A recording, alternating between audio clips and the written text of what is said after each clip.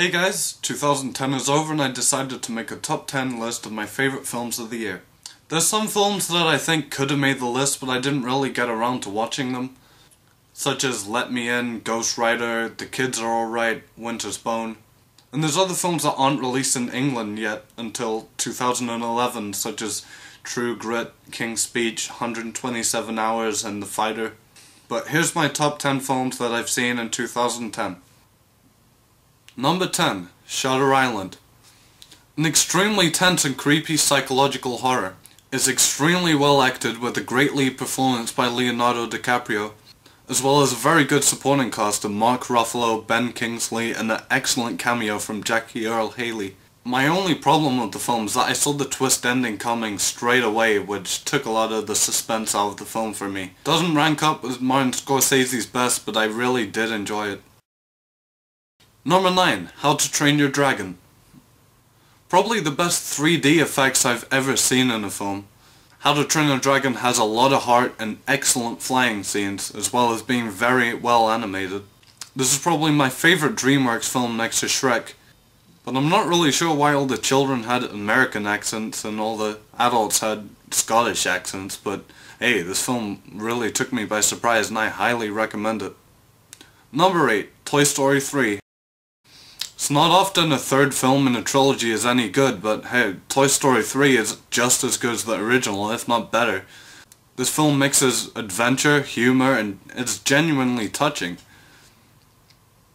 It also has my favorite villain of the year, Lotso. A perfect end to a perfect trilogy. Number 7, Four Lions. I bet this didn't make many other critics' top 10 lists. It's a comedy about suicide bombers. It shouldn't work, but it's one of the funniest films I've seen in a long time. Four Lions is a hilarious film, and it's also somewhat a social satire that really leaves an impact on you once it's over. If you haven't seen this yet, you really need to check it out. Number 6, The Town. Ben Affleck. Average actor. Excellent director. After this and Gone Baby Gone, I really hope that he continues to direct films, because he's pretty damn good at it. This film doesn't really break away from some familiar cliches and tropes of other heist films, but it's a very well directed film, and Jeremy Renner gives an amazing performance. Pete Postlethwaite, who died a few days ago, also has a small role in this film, but it's one of the best things about it. Keep on directing, Ben Affleck. Number 5. Kick-Ass. Hell yes. A very violent and exciting take on the superhero genre, with Chloe Moretz playing a badass 10-year-old girl, and Nicolas Cage having a hell of a lot of fun as her father and doing a weird Adam West William Shatner impression. You're gonna be fine, baby doll. This film mixes violence and humor brilliantly, and I am really looking forward to a sequel. Number 4, Black Swan.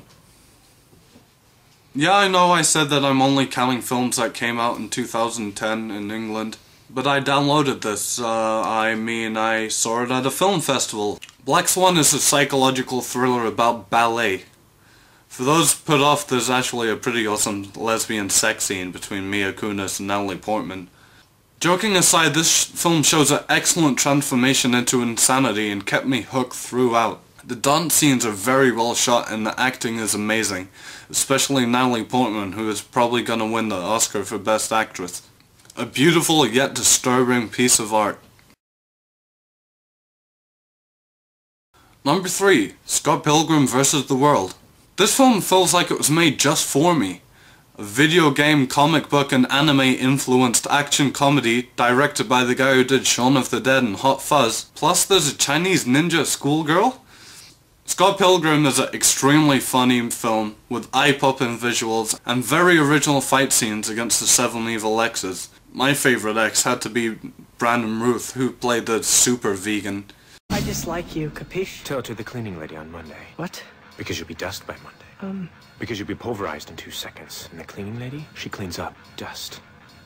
She dusts. It's such a shame that this film flopped at the box office. I really enjoyed it. Number 2, The Social Network.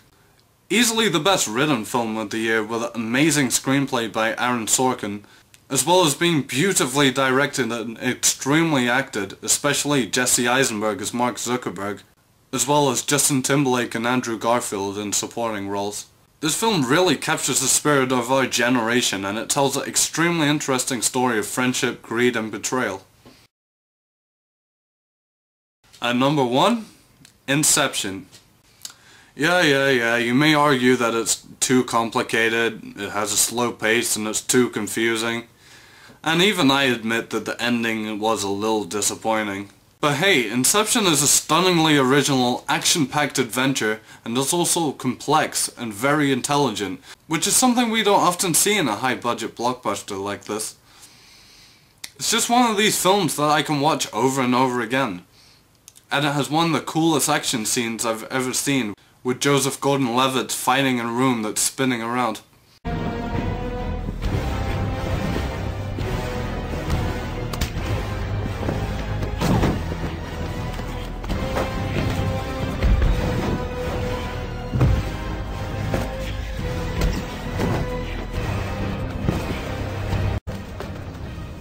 The score is phenomenal, and Christopher Nolan remains to be one of the best modern directors.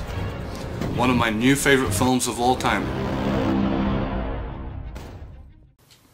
And that's my top 10. I'll try and make some reviews for the films I watched in 2011, and thanks for watching.